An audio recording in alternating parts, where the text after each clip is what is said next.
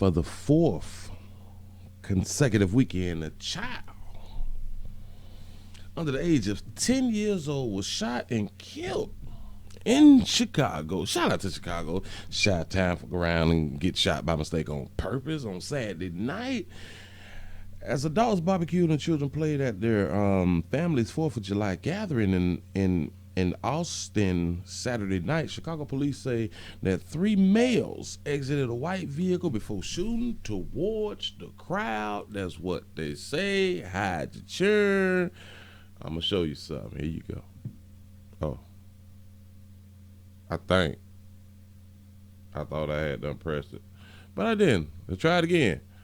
Okay, hide the churn. Here we go. Oh, I just messed it up again. Don't worry about it. Here we go now. I'm for real this time. She left out the house 2 minutes, and then I came out here. My grandbaby laying on that ground down there. The grandmother of 7-year-old Natalia Wallace was inconsolable. I don't know what to do. And man, I couldn't do nothing. Recalling the anguished moments, she found the child crumpled to the ground, bleeding, having been shot in the forehead. I couldn't do nothing. My baby was laying on that ground. It just take a minute, Jesus. Help us, Father. 62-year-old Shelley Fulton, the child's great-great-aunt, was there too for a family 4th of July get-together. And I jumped the flight of stairs to come downstairs. I found my baby laying here.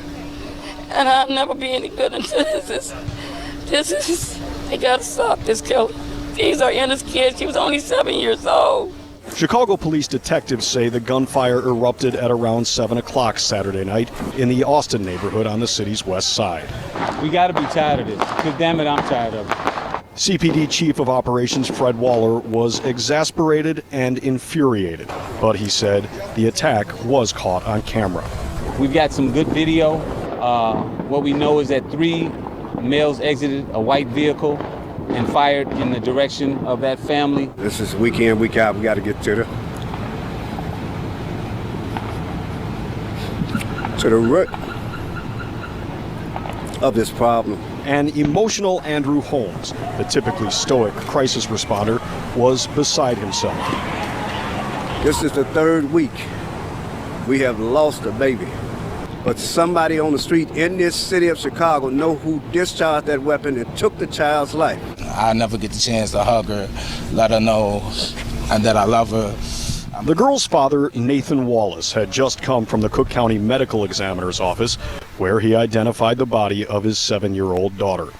He found messages written in chalk and a memorial of balloons and teddy bears, where less than 24 hours ago, Natalia was playing with her cousins. I'm hurt, I'm angry, sad, disappointed.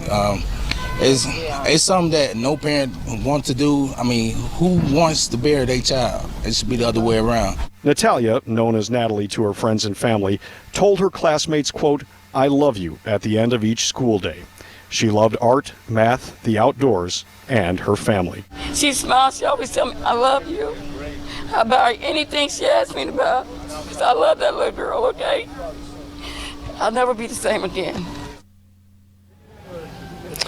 And tonight the family is calling for the killers to turn themselves in. They say they will not rest until they get justice for Natalia. The family is also asking the Chicago police to send more officers to patrol this neighborhood, not fewer. She left out the... Yeah. It's a week in, week out. This type of thing transpire. Now we out here by Chicago, Chi-town, Chirac. Get it up, pimp. Do what you do. I ain't seen no Black Lives Matter people out there. Is they gonna paint Black Lives Matter in the road? Nah. Not that serious. But 7-year-old Natalie Wallace was shot in the forehead. Just having a gathering. Now this baby got a father.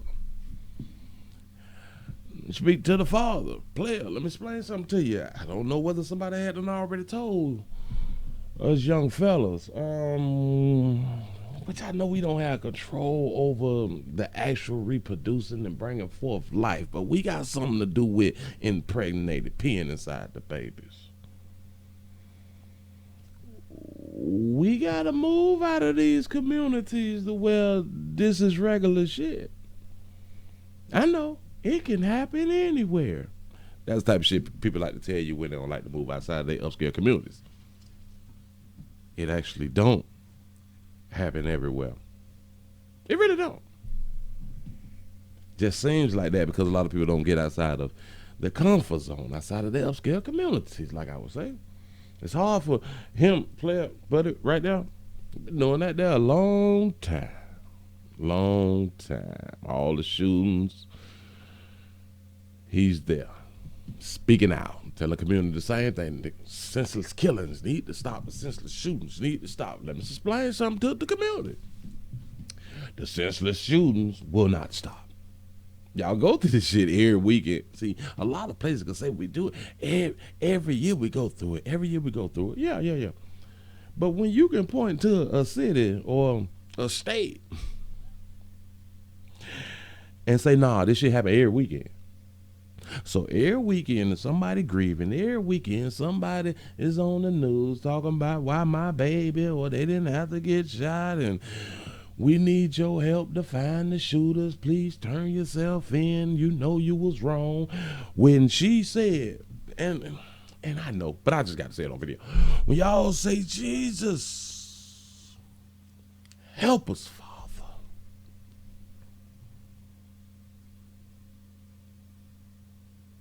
See, when you put in the Lord's hands around me, I ain't all my sympathy and shit go out the window, which I already lack it. It's not for me to have sympathy or empathy on all news stories and or events. That's just not me. I don't pretend to care. My thing is, until we start taking actions for our own goddamn life in the places that we decide to raise these little children,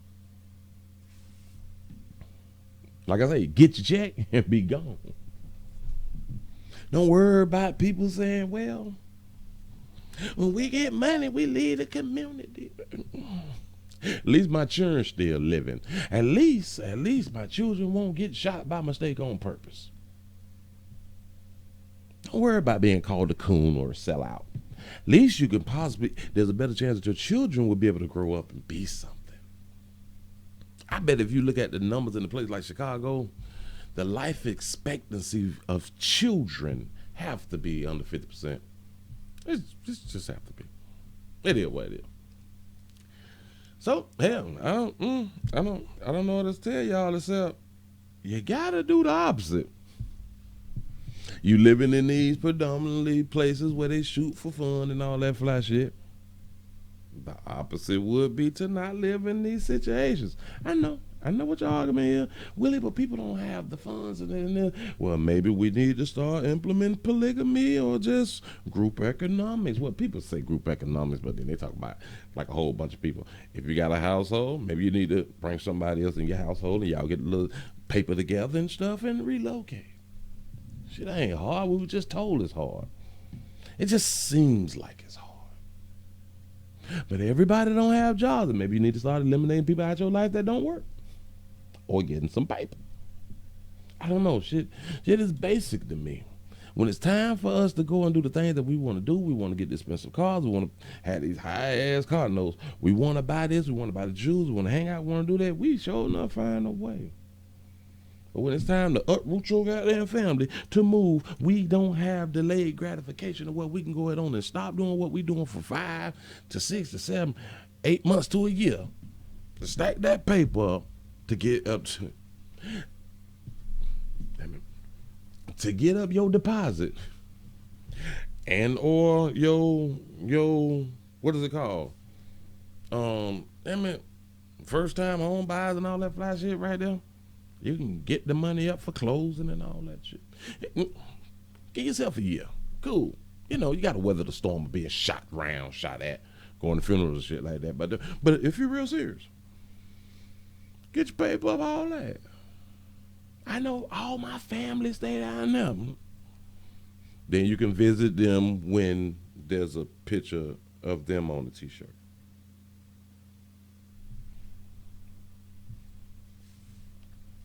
I ain't see Black Lives Matter down there. I guess it's just me.